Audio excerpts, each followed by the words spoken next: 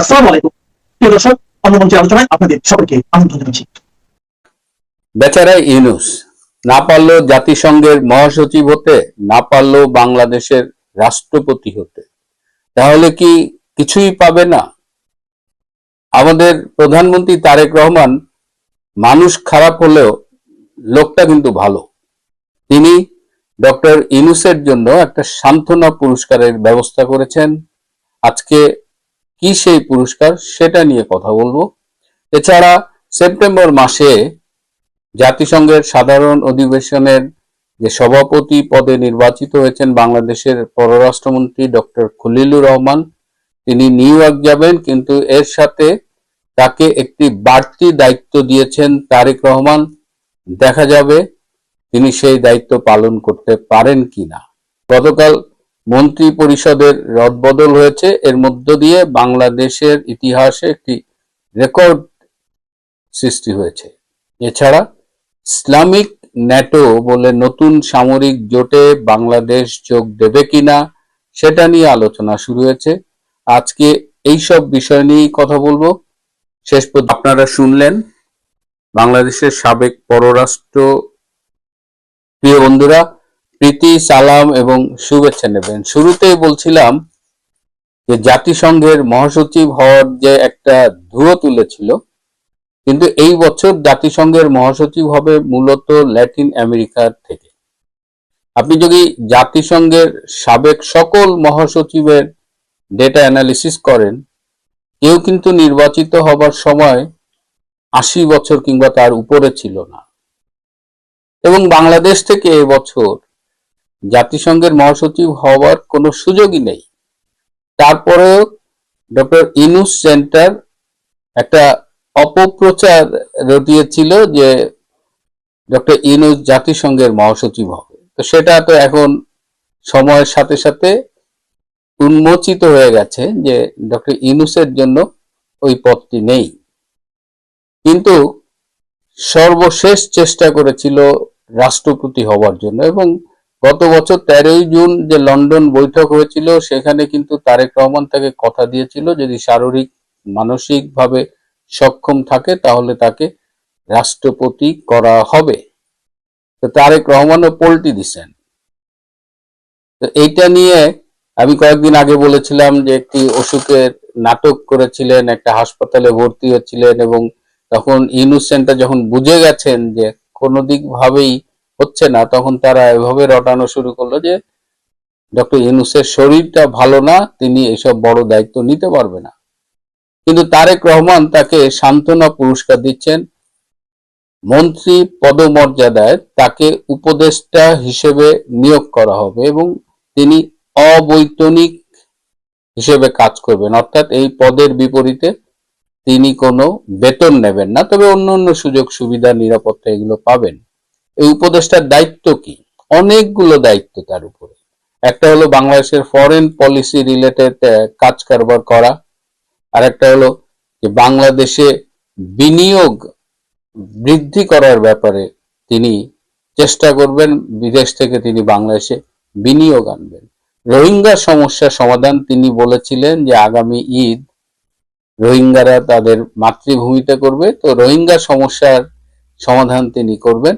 এবং বাংলাদেশের image building এ branding করবার ব্যাপারে তিনি সরকারকে সহায়তা করবেন। এরকম গুরুত্বপূর্ণ দায়িত্ব দিয়ে তাকে সান্ত্বনা পুরস্কার দেওয়া হচ্ছে। অচিরেই তাকে উপদেষ্টা হিসেবে ঘোষণা করা হতে পারে। এখন আসুন একটু তার পারফরমেন্স দেখি। গত 17 মাসে যখন তিনি দায়িত্বে ছিলেন, বিদেশি বিনিয়োগ আনবেন বলে তিনি একটি সম্মেলন করেছিলেন, এবং সেই সম্মেলনের একটি ছোট্ট ভিডিও বেরিয়েছিল। তাতে দেখা যাচ্ছে যে বড় বড় সেই বিল গেটস থেকে শুরু করে সবাই বাংলাদেশে ঝাঁপায় পড়তেছে, তারা বিনিয়োগ করবে। এবং তখন বলা হয়েছিল যে বাংলাদেশে এইসব বড় বড় যে ইনভেস্টর আছে, পৃথিবীর অন্যতম ধনী যারা, তাদের কোম্পানির অফিস হবে ঢাকায়। তো এরকম করে আমাদের যে প্যারাসুট বয় আছে আশিক চৌধুরী, সে আবার চরম ভালো নাকি প্রেজেন্টেশন দেয় শুনেছি। তো সে প্রেজেন্টেশন দিয়েছে। সেই বিনিয়োগের সম্মেলনে কিন্তু বড় কোনো ধনী তো আসেই নাই, একদম মানে নাম গোত্রহীন কিছু লোক দিয়ে তিনি একটি সম্মেলন করেছিলেন এবং তার 17 মাসে ফরেন ইনভেস্টমেন্ট অ্যাট্রাক্ট করার রেকর্ড কিন্তু খুবই খারাপ। তো সেই লোক এখন তারেক রহমানের হয়ে বিদেশি বিনিয়োগ আনবেন। রোহিঙ্গাদের কথা তো বললামই, রোহিঙ্গা সমস্যার সমাধানে হাতি ঘোড়া গেল তল, ইউনূস বলে কত জল। পররাষ্ট্রনীতি নিয়ে তিনি কি করবেন, কিভাবে হেল্প করবেন, সেটাও একটা বিষয়। আর বাংলাদেশের যে ব্র্যান্ডিং, নোবেল লরিয়েট হিসেবে ডক্টর ইউনূসের যে বিশ্বব্যাপী একটা গ্রহণযোগ্যতা ছিল, এখন যদি একটু খোঁজ নিয়ে দেখেন, সেই 000 বলে তিনি সারা পৃথিবীতে যেটা সেল করছেন এবং নিজের 17 মাসে যেটা টোটালি ফেল করছেন, সব মিলিয়ে তার ইমেজটা কিন্তু একদম তলানিতে। তো এই তলানির মাল, এই পচা মাল, তাকে নিয়ে তারেক রহমান কি অ্যাচিভ করবেন আমি জানি না। 1988 সালে জাতীয় কবিতা পরিষদের মঞ্চে বসে সেই সময়ের বিখ্যাত চিত্রশিল্পী কামরুল হাসান তিনি একটি স্কেচ করেছিলেন। সেখানে এরশাদের স্কেচ এঁকে বলেছিলেন, দেশ আজ বিশ্ব বেহায়ার খপ্পরে। আর আজকে আমাদের সিনিয়র সাংবাদিক আনিস আলমগীর, তাকে আমরা অনেকে পছন্দ করি, অনেকে সমালোচনা করি, কিন্তু একটি কাজ তিনি ভালো করেছেন, তিনি ইউনূসকে উপাধি দিয়েছেন বিশ্ব বাটপার। এরশাদ ছিলেন বিশ্ব বেহায়া আর ইউনূস হলেন বিশ্ব বাটপার। তো এই বিশ্ব বাটপার, যার অধিকাংশ কথাই ছিল ব্লাফ, তিনি এই করবে, বিদেশ থেকে লোকজন আমাদের তরুণদের নিয়ে যাবে, কত কত কত চাপা যে মেরেছেন, একটা ধাপ্পাবাজ এই বিশ্ব বাটপার, এই প্রতারক। এখন তারেক রহমান কি মনে করে তাকে উপদেষ্টা করবেন, কি কারণে তাকে সান্ত্বনা পুরস্কার দিবেন জানি না। তবে এটা যদি সত্যি হয় তাহলে সরকারের আরেকটা ব্লান্ডার। গতকাল যে মন্ত্রী পরিষদ করেছে, জীবনে শুনি নাই বাংলাদেশে যে কোনো মন্ত্রণালয়ে 2টা করে প্রতিমন্ত্রী আছে। পররাষ্ট্র মন্ত্রণালয়ে হুমায়ুন কবির এখন প্রতিমন্ত্রী হয়েছে, ধর্ম মন্ত্রণালয় সেখানেও 2টা প্রতিমন্ত্রী। এদের কাজ কি এটা বুঝলাম না। এবং ডক্টর খলিল দীর্ঘ ছুটিতে যাচ্ছেন, যেহেতু তিনি জাতিসংঘের সাধারণ অধিবেশনের সভাপতি নির্বাচিত হয়েছেন বাংলাদেশের প্রার্থী হিসেবে। সেপ্টেম্বর থেকেই তিনি আমেরিকায় থাকবেন, নিউ ইয়র্কে তার কাজ আছে। তবে বাড়তি যে অ্যাসাইনমেন্ট তাকে দিয়েছে তারেক রহমান, সেটা হলো যে ট্রাম্পের সাথে 1-to-1 মিটিং করিয়ে দিতে হবে। তারেক রহমানের সাথে ট্রাম্পের একেবারে একান্ত বৈঠক হবে। তিনি কিন্তু ডক্টর ইউনূসকেও কথা দিয়েছিলেন যে ট্রাম্পের সাথে 1-to-1 বৈঠক করিয়ে দেবেন। কিন্তু আপনারা তো জানেন গত বছর কি কেলেঙ্কারি হয়েছিল নিউ ইয়র্কে। সেই ট্রাম্প আর মিসেস ট্রাম্প তাদের একটা কাট আউটের সাথে ছবি তুলে প্রথমে এই ডাস্টবিন শফিকরা রটিয়েছিল যে ট্রাম্পের সাথে ছবি তোলা আছে। পরে জানা গেল যে কয়েক হাজার ডলার খরচ করে ওই কাট আউটের সাথে ছবি তুলেছে। তো এইবার তারেক রহমানের সাথে ট্রাম্পের মিটিং হবে বলে ডক্টর খলিলকে যে দায়িত্ব দেওয়া হয়েছে, সেটার রেজাল্ট কি হবে এটা আমরা অনুমান করতেই পারি। তারপরে আমরা দেখি, যদি ব্যর্থ হয় এবং ডক্টর খলিল বাংলাদেশকে যেভাবে নিয়ে গেছে, যে এই যে ন্যাটো, ইসলামিক ন্যাটোর কথা বলছিলাম, যে সৌদি আরব, তুরস্ক এবং পাকিস্তানের একটা মিলিটারি প্যাক্ট হয়েছে আপনারা জানেন, সেই প্যাক্টে, সেই জোটে ঢোকার জন্য আমাদের সেনা প্রধান জেনারেল ওয়াকার খান খুব চেষ্টা করেছে, ডক্টর খলিলও চেষ্টা করেছে। ডক্টর খলিল তো কথাই দিয়ে দিয়েছে যে তারা এই জোটে ঢুকবে, কিন্তু এই জোটে ঢোকা কি এতই সহজ? এদিকে সৌদি আরব, ভারতের সাথে তাদের কিন্তু অনেক বিষয়ে বাণিজ্য রয়েছে, তাদের সম্পর্কটা, তাদের ট্রেড রিলেশনশিপটা খুব স্ট্রং। সৌদি আরব কিন্তু বাংলাদেশকে নেওয়ার পক্ষে না। কারণ ধরেন, যদি বাংলাদেশ এই সামরিক জোটে ঢোকে এবং ভারত পাকিস্তান যুদ্ধ হয়, তাহলে বাংলাদেশকে সৈন্য পাঠাতে হবে পাকিস্তানের পক্ষে, পাকিস্তানের হয়ে ভারতের বিরুদ্ধে লড়তে হবে। তো এই ঝুঁকি কে নেবে? তো এখন ডক্টর খলিল এমন ভাবে আমাদের পররাষ্ট্র নীতিটাকে দেউলিয়া বানিয়ে ফেলেছে। তিনি সব জায়গায় যান, চীনে যান, ইয়েস স্যার, ভারতে যান, ইয়েস স্যার, এই মিলিটারি প্যাক্টে ঢুকবে, ইয়েস স্যার। তো এরকম ইয়েস স্যার করতে করতে এমন দেউলিয়া হয়ে গেছে। এবং এখন এই যে ভারত যাবেন কিনা তারেক রহমান, এখন শোনা যাচ্ছে যে বাংলাদেশ সরকারের পক্ষ থেকে 30শে অগাস্ট একটা ডেট প্রপোজ করা হয়েছে যে 30শে অগাস্ট তারেক রহমান ভারতে যাবেন, কিন্তু এ ব্যাপারে দিল্লি এখনো কোনো সাড়া দেননি। এই হলো আজকের আলোচ্য বিষয়গুলো। খেলা যে কোন লেভেলে চলছে, এবং আপনারা খেয়াল করেছেন যে ভারত তারেক রহমানকে দাওয়াত দিয়ে একেবারে মানে তারেককে নেওয়ার ব্যাপারে উতলা হয়ে উঠেছে। এটা অনেকটা গাছের গোড়া কেটে আগায় পানি ঢালার মতো আর কি। ওইদিকে ওই মিলিটারি প্যাক্টে ঢুকতে দিচ্ছে না, এবং বাংলাদেশ ওই প্যাক্টে ঢুকবে কিনা এটা খুবই আনসার্টেন, এবং ধরেই নেওয়া যায় যে ওই প্যাক্টে তাদের নেওয়া হবে না, বাংলাদেশ ঢুকতে পারবে না, এবং এর পেছনে সৌদি আরব ও ভারতের একটা কলকাঠি নাড়ানো আছে। কিন্তু উপরে উপরে দেখেন তারেককে নেওয়ার জন্য তারা অস্থির হয়ে গেছে। ভারতের এই পররাষ্ট্র নীতি, চাণক্য নীতি, এটা বুঝতে আমাদের একটু সময় লাগবে। প্রিয় বন্ধুরা, আজ এ পর্যন্তই। ভালো থাকবেন, সুস্থ থাকবেন, তার চেয়েও জরুরি হলো নিরাপদে থাকবেন। সবাইকে অনেক ধন্যবাদ।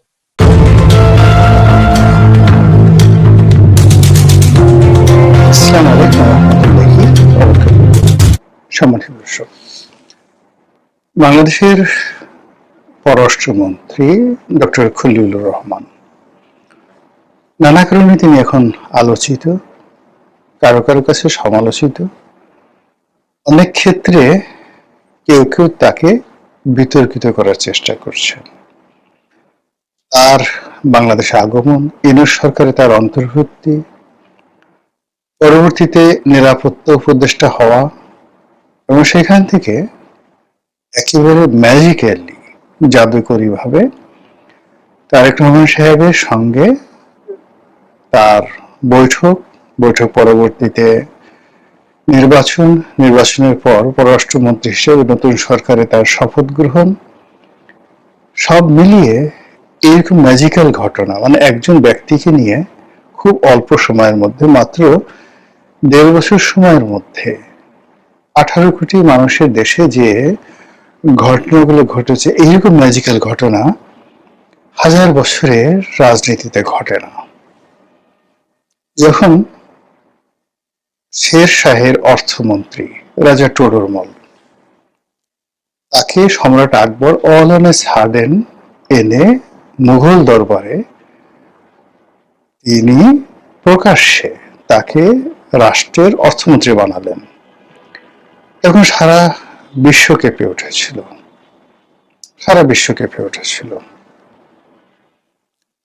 আবার একই সময় ধরুন, সম্রাট আকবর যখন যোধাবাইকে বিয়ে করেছিলেন, অথবা সম্রাট বা সুলতান সুলেমান যখন ইব্রাহিম পাশাকে, একজন ক্রীতদাসকে, তিনি তার প্রধানমন্ত্রী নিয়োগ করেছিলেন, উজির আজম নিয়োগ করেছিলেন, তখনও বিশ্ব কেঁপে উঠেছিল। একইভাবে বাংলাদেশে এই সময়টিতে ডক্টর খলিলুর রহমানের নিয়োগ পররাষ্ট্রমন্ত্রী হিসেবে, বিশেষ করে তারেক রহমান সাহেবের সরকারে, বাংলাদেশ সংশ্লিষ্ট যে সকল দেশি বিদেশি শক্তি সমূহ রয়েছে, সবাই রীতিমতো নড়ে চড়ে বসেছে। সবার প্রশ্ন, হায় হায় হলো কি? উনি কোথা থেকে এলেন? কে তাকে নাজিল করলেন? তার কপালে রাষ্ট্রিকা কে এঁকে দিল? স্বয়ং বিধাতা, নাকি আমেরিকা, নাকি ভারত, নাকি ডক্টর মোহাম্মদ ইউনূস, নাকি তারেক রহমান, নাকি তিনি তার আপন যোগ্যতা বলে নিজেকে বাংলাদেশের জন্য অপরিহার্য করে তুলেছেন? ঘটনা যাই হোক না কেন, গত 18 মাসে তার চেয়ে ক্ষমতাধর, তার চেয়ে কৌশলগত ভাবে গুরুত্বপূর্ণ ব্যক্তিত্বময় একটি পদবি, এবং কারণে অকারণে এখন তিনি যেভাবে প্রাসঙ্গিক থেকে একেবারে আন্তর্জাতিকতায় পৌঁছে গেছেন। তিনি বাংলাদেশের পক্ষে জাতিসংঘে নির্বাচিত হয়েছেন সাধারণ পরিষদের সভাপতি রূপে এবং 1 বছর এই দায়িত্ব তিনি পালন করবেন।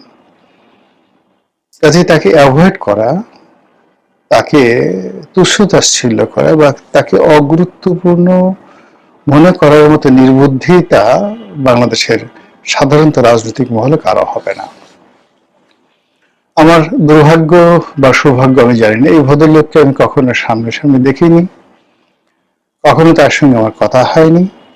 এবং আশ্চর্যের ব্যাপার হলো ডক্টর মোহাম্মদ ইউনূসের ক্যাবিনেটে তিনি অংশগ্রহণ করার পর আমি মূলত তার নাম জানছি। এর আগে তার সম্পর্কে আমার কোনো ধারণা ছিল না, আমি তার সম্পর্কে জানতাম না। কিন্তু যেই মুহূর্তে তিনি নিয়োগ লাভ করেছেন, তো সেক্ষেত্রে তার যে সুগুণাবলীগুলো রয়েছে, সেই সুগুণাবলীগুলো যেভাবে সামনে এসছে, আমি তো রীতিমতো অ্যামাইজড। আমাদের দেশে এত লেখাপড়া জানা মানুষ, আন্তর্জাতিক অঙ্গনে এত সুপরিচিত মানুষ আছেন, আমার জানা ছিল না।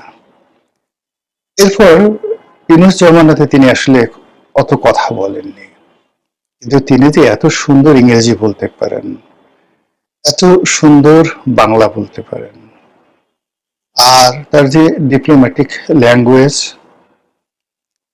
ওরাল এবং বডি ল্যাঙ্গুয়েজ, তার ড্রেস কোড, তার হেয়ার স্টাইল, তার বসার স্টাইল, সব মিলিয়ে আমার কাছে মনে হচ্ছে যে আপনি যদি প্রশংসা করতে চান তাহলে তিনি এক অনন্য ব্যক্তিত্ব আমাদের পররাষ্ট্র মন্ত্রণালয়, এবং এমন আধুনিক, এমন চৌকস, এমন লেখাপড়া জানা এবং ইন্টারন্যাশনাল ব্যাকগ্রাউন্ড সম্পন্ন করে পররাষ্ট্রমন্ত্রী বাংলাদেশে আসেননি।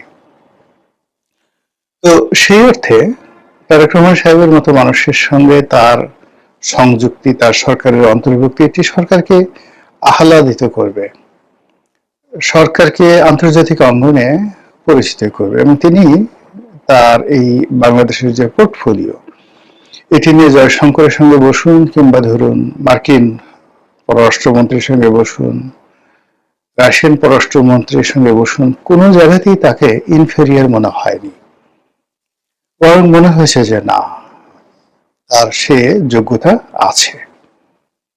তো সেই মানুষটিকে নিয়ে এখন ইদানিং ভীষণ রকম আলোচনা হচ্ছে, আর আমরা যারা আলোচনা করছি সবাই আন্দাজে, আনাকুম, আন্দাজকুম বা মানে জানাকুম, মানে কিছুই আমরা জানছি না, শুধু আন্দাজের উপর ভিত্তি করে আমরা এক একজনে হাতি ঘোড়া মেরে দিচ্ছি।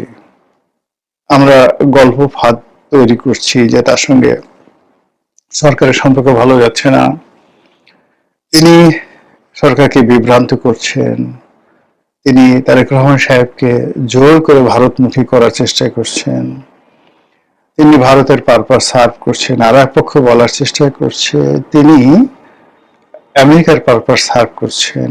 আবার কেউ কেউ বলার চেষ্টা করছেন যেহেতু আমেরিকা এখন আর বাংলাদেশকে আগের মতো জিজ্ঞাসাবাদ করছে না, ফলে ওনার যে ওয়েট ছিল, গুরুত্ব ছিল বা অ্যাট্রাকশন ছিল, সেটা কমে গেছে। আমরা এভাবে বানিয়ে বানিয়ে বলছি। দ্বিতীয় যে বিষয়টি, সেটি হলো যে তার পররাষ্ট্রমন্ত্রী থাকা বা না থাকা নিয়ে। তিনি জাতিসংঘের সাধারণ পরিষদের যে অধিবেশন, সেই অধিবেশনের সভাপতিত্ব করবেন। এই সময়টিতে তিনি ইচ্ছা করলে ঐচ্ছিক তিনি শপথে থাকতে পারেন, ছুটি নিতে পারেন, অথবা যেহেতু এটি টেকনোক্র্যাট কোঠায়, তিনি এটা সেখান থেকে ইস্তফা দিয়েও তিনি চলে যেতে পারেন, এটা তার একান্ত ইচ্ছা। তো এই সঙ্গে কথা বলতে গিয়ে তিনি অতীতে হুমায়ুন রশিদ চৌধুরী সাহেবের রেফারেন্সটি এনেছেন যে তিনি যখন এই সাধারণ পরিষদের সভাপতি হয়েছিলেন, সেই সময়টিতে আবার তিনি একই সময় বাংলাদেশের পররাষ্ট্রমন্ত্রীও ছিলেন। এটি নিয়ে আমাদের দেশে যারা পদলোভী লোক, তারা সবাই আন্দাজ করে নিয়েছে যে তিনি আসলে ক্ষমতা হারাতে চান না, ক্ষমতা ছাড়তে চান না, তিনি যে কোনো মূল্যে ক্ষমতায় থাকতে চান, তিনি ওটাও চান, এটাও চান, এই ধরনের কথাবার্তা। তো সেই দিক থেকে সাম্প্রতিক সময় তাকে নিয়ে যে সকল বিতর্ক হচ্ছে তার মূল কারণটা কি, সেই কারণটা আমরা আসলে সত্যিকার অর্থে কেউ জানি না। এটা হয়তো জনাব হুমায়ুন কবির যিনি পররাষ্ট্র উপদেষ্টা রয়েছেন তিনি, শামা ওবায়েদ তিনি, খলিলুর রহমান এবং শরম তারেক রহমান সাহেব, এই কয়জন ছাড়া সত্যিকার অর্থে ভিতরের খবর আমরা আসলে কেউ জানি না। তবে বাহ্যিক যে অ্যাপিয়ারেন্স বা বডি ল্যাঙ্গুয়েজ সেটি দেখে যতটুকু আমরা বুঝতে পারি তাতে মনে হচ্ছে যে ভদ্রলোক স্বস্তিতে নেই, তিনি শান্তিতে নেই। তার যে চেয়ারটি এটি এখন আর তার জন্য কমফোর্ট জোন নয়। এবং এর দুটো আপনি নমুনা দেখতে পাবেন। সেটা হলো সাম্প্রতিক সময় তার সঙ্গে প্রধানমন্ত্রীর এরকম কোনো ঘনিষ্ঠতার কোনো যোগাযোগ সম্পর্ক বা কথাবার্তা বা প্রধানমন্ত্রী কোনো অনুষ্ঠানে তাকে বা তার কোনো অনুষ্ঠানে প্রধানমন্ত্রীকে ওইভাবে দেখা যাচ্ছে না। This is one. Second thing হলো তার যে দুজন সহকর্মী আছেন শামা ওবায়েদ এবং হুমায়ুন কবির, ইদানিং দেখা যাচ্ছে যে দুটো বিপরীতমুখী চরিত্র। ডক্টর খলিলুর রহমান তিনি অনেক সুন্দর সুন্দর পোশাক পরার চেষ্টা করছেন, যেটা বলা হয় ইনো জমানার চাইতে। তো জ্ঞানী লোক, বুদ্ধিমান লোক যে মানে যখন স্টাইল করে, খুব দামি পোশাক আশাক পরে, তারপরে ঘড়ি পরে, টাই পরে এবং হাসি খুশি থাকার চেষ্টা করে, ধরে নেবেন তার কোনো সমস্যা আছে। আর যখন মানুষ খুব ক্যাজুয়াল চালচলন করে, খুব কোয়ালিটি সম্পন্ন লোক ক্যাজুয়াল চলাচল করে, তখন ধরে নেবেন যে সে স্বাভাবিক আছে। তো খলিল সাহেবের বাংলাদেশে আগমন, তার ড্রেস কোড, তার পোশাক, তার হাঁটা চলা, তার সকল কিছুর সঙ্গে যদি আপনি তুলনা করেন, আপনি দেখবেন যে ইউনূস জমানাতে তিনি যেটা ছিলেন ওটা তার স্বাভাবিকতা। কিন্তু এই গত ৩-৪ মাস যাবত দেখা যাচ্ছে যে তিনি অনেক সুন্দর সুন্দর কোট পরছেন, টাই পরছেন, তারপরে তার জুতো পলিশ করা থাকছে, প্যান্ট পরছেন, বসার স্টাইল, হাঁটার স্টাইল এবং কথা বলতে গিয়ে তার যে স্বাভাবিক হাসি, হৃদম, এটি এখন আর নেই। প্রায়ই তিনি রেগে যাচ্ছেন, তারপরে কথাও কম বলছেন, অ্যাভয়েড করছেন মিডিয়াকে। ইট মিনস যে তার যে চেয়ার এবং পদ পদবি, তার যে সারাউন্ডিংসটা, এটা তার কাছে এখন আর কমফোর্ট জোন মনে হচ্ছে না। এটা আমাদের তার যে বাইরের পরিবেশ দেখে মনে হচ্ছে। এখন এটা কেন হলো? আগেই বলেছি এটা আমরা জানি না, শুধু আন্দাজ করতে পারি। যদি আমার কথা জিজ্ঞাসা করেন, আমার কাছে মনে হচ্ছে যে এখানে যারা আছেন, ধরুন স্বয়ং প্রধানমন্ত্রী, তার সাথে যারা লোকজন, পররাষ্ট্র মন্ত্রণালয় সংক্রান্ত সংসদীয় কমিটি, অন্যান্য যারা আছেন, এমনকি পররাষ্ট্র সচিব যারা আছেন, আসলে তাদের সঙ্গে ডক্টর খলিলের যায় না। আরো স্পষ্ট করে যদি বলি, ডক্টর খলিলের শিক্ষা দীক্ষা, পারিবারিক পরিবেশ, তার ট্রেনিং, তার অভিজ্ঞতা, এর সঙ্গে তার সহকর্মীদের যে অভিজ্ঞতা, এটা সমপর্যায়ের নয়। এখন একজনের মধ্যে সুপিরিয়রিটি কমপ্লেক্স থাকতে পারে, এই কারণে অন্যান্য যারা আছে তারা তাকে ভয় পাবে, তারা তাকে অ্যাভয়েড করবে। না, এত বড় মানুষের সাথে চলা যায় না, সবসময় একটা আতঙ্কের মধ্যে থাকতে হয়। কথায় কথায় ইংরেজিতে কথা বলে, বিভিন্ন ডিপ্লোম্যাটিক ল্যাঙ্গুয়েজ জিজ্ঞাসা করে এবং সে বিভিন্ন রকম আমাদেরকে বিব্রতকর অবস্থার মধ্যে ফেলে দেয়। আর তার পাশে যদি আমরা দাঁড়াই, তাকে একটা হ্যাজাক লাইট মনে হয়, আমাদেরকে দেখলে মনে হয় একটা জোনাকি পোকার মতো পিট পিট পিট পিট করে জ্বলছে। কাজে এইভাবে হয় না, এর চেয়ে গলায় দড়ি দিয়ে মারা ভালো। তার সাথে আমরা চলতে পারবো না। প্রধানমন্ত্রীকে গিয়ে বললো যে তাকে রাখেন, নিলে আমাদেরকে বাদ দেন, বা আমাদেরকে রাখেন তাহলে তাকে বাদ দেন। এটা একটা হতে পারে। ২ নম্বরে যেটা হতে পারে সেটা হলো যে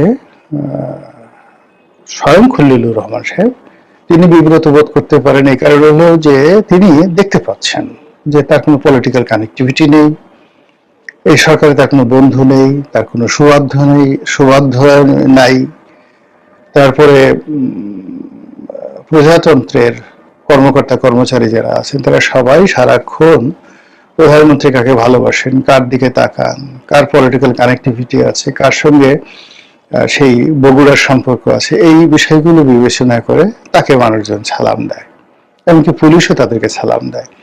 তো সেক্ষেত্রে খলিলুর রহমান সাহেব পদ পদবি নিয়ে আছেন, কিন্তু লোকজন তাকে জিজ্ঞাসা করছে না, পার্লামেন্টের মধ্যে জিজ্ঞাসা করছে না তিনি টেকনোক্রেট কোথায় যাচ্ছেন, তাকে সবাই দেখলে মিটমিট করে হাসছে, পিছনে স্ল্যাং ল্যাঙ্গুয়েজ ইউজ করছে, চোখ টিপ মারছে, হয়তো ফুসফাস করে ফিসফাস করে দুই চারটে বাজে কথাও বলছে যেগুলো তার কানে আসছে। তো এখন এই জিনিসগুলো তাকে বিব্রত বোধ, তিনি এতে বিব্রত বোধ করতে পারেন বা তাকে বিব্রত করতে পারে। এর বাইরে যেটা হতে পারে সেটা হলো চলাফেরা করতে গিয়ে দেখা যাচ্ছে যে কিছু মানুষ আছে যে সারা জীবন ভালো খাবার খেয়েছেন, ভালো পরিবেশে চলেছেন, অত টাকা পয়সা নেই, কিন্তু একটা ভালো সুন্দর সোসাইটি আছে। তো যাদের সঙ্গে তিনি বসেন, বন্ধু বান্ধব, সেটা লেভেল। কিন্তু এখন তিনি হয়তো মনে করতে পারেন যে আমি এখানে এসে কি বিপদে পড়লাম, যাদের সাথে বসছি, কথা বলছি, গলাগলি করে বন্ধুর মতো একসাথে চলাফেরা করছি, এদের সঙ্গে তো জীবনে কখনো এক টেবিলে বসিনি, এদের মতো লোকজন কখনো আমার সামনে আসতে সাহস পায়নি, এদের সাথে নিয়ে এখন আমার ঘুমাতে হচ্ছে, এদের সাথে নিয়ে আমার প্লেনে পাশাপাশি বসতে হচ্ছে। এই একটা অদ্ভুত ঘটনা এখন কেমন হলো যে প্রতিটা মুহূর্তে তিনি একটা মানসিক যন্ত্রণার মধ্যে থাকতে পারেন। ফলে কি হচ্ছে, তিনি একটা সেফ এক্সিট চাচ্ছেন। তো সেই সেফ এক্সিটের ক্ষেত্রে এখন এই যে জাতিসংঘের যিনি সাধারণ পরিষদের সভাপতি হলেন, এই পদ পদবীটিকে ব্যবহার করে তিনি যদি নিরাপদে আমেরিকাতে চলে যান, আমেরিকাতে থাকেন, তাহলে সেটি তার জন্য একটা স্বস্তি। তিনি নিজের ইচ্ছায় সেখানে চলে যেতে চাচ্ছেন, সরকারের সাথে থাকতে চাচ্ছেন না।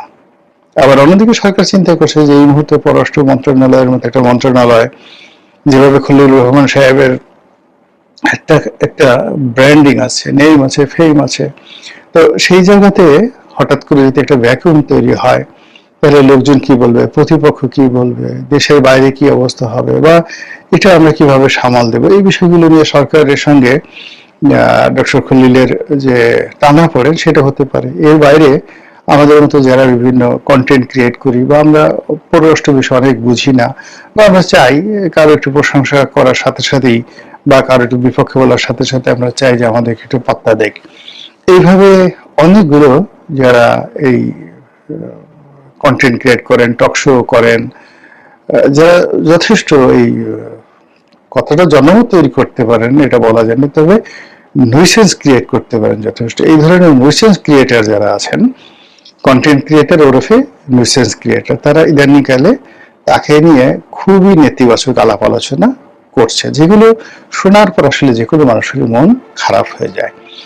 এর ফলে কি হচ্ছে, জনাব খলিলুর রহমান তার যে গ্লামার, তার যে গ্লিমস এবং তার যে চৌকুশতা, যেটা স্মার্টনেস বলা হয়, এটা ঠিক আগের মতো হচ্ছে না। তিনি অনেকটা পেইল হয়ে গেছেন, বিবর্ণ হয়ে গেছেন, তার চেহারাটা ধূসর হয়ে গেছে, তার চামড়া স্পষ্ট ভাঁজ লক্ষ্য করা যাচ্ছে এবং তার চোখ ক্রমশ কঠোরাগত হয়ে যাচ্ছে। এবং এই অবস্থা যদি চলতে থাকে, আর যাই হোক না কেন, তার এই পদ পদবি দিয়ে তিনি নিজের জন্য ভালো কিছু করতে পারবেন না, দেশের জন্য ভালো কিছু করতে পারবেন না। মহান আল্লাহ আমাদের সবাইকে হেদায়েত দান করুন এবং হেফাজত করুন। আসসালামু আলাইকুম ওয়া রাহমাতুল্লাহি ওয়া বারাকাতুহু।